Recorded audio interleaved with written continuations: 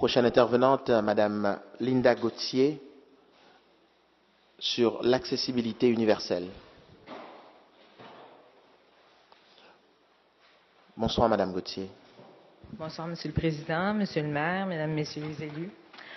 Alors, je suis présidente du RAPLIC, et qui est un organisme voué à la défense des droits des personnes en situation de handicap. C'est rare qu'on fait peut-être des remerciements, nous, le RAPLIC, mais je veux vous remercier, Monsieur Coder, du projet pilote que vous allez lancer par rapport à l'ouverture, à l'extension des heures pour l'ouverture des bars. C'est une très bonne chose parce que il n'y aura pas de personnes en état d'ébriété qui vont, en tout cas, à tout le moins, il y en a moins qui vont prendre la route. Ils vont prendre le métro à la place. Alors, c'est un gros merci pour ça. Cependant, voici le pot. Sur les 19, je pense qu'il y a 19 établissements qui ont été ciblés. Est-ce que vous avez remarqué qu'il y en a un seul qui est universellement accessible? Premièrement, on ne les a pas choisis. J'aimerais juste vous dire comment que ça a fonctionné. La seule chose, ça a commencé dans l'arrondissement à Ville-Marie. J'ai dit, on veut faire un projet pilote. On va prendre 2 rues, une à l'est, une à l'ouest. Et on a décidé Crescent, en fait, j'ai proposé Crescent et Saint-Denis. À partir de là, on a demandé aux établissements, ceux et celles qui étaient intéressés de le faire, pour pouvoir participer au projet pilote.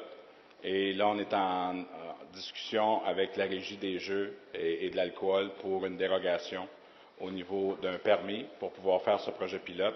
Les 4 fins de semaine suivantes, le Grand Prix du Canada, le jeudi, vendredi et samedi. Mais on n'a pas fait de vérification, c'était vraiment basé sur leur souhait de le faire. Voilà. Question complémentaire. Bien sûr. N'y aurait-il pas, est-ce qu'on peut prétendre à un engagement de votre part pour la suite des choses, M. Coder? Je pense que dans un premier temps, on va laisser faire le projet pilote.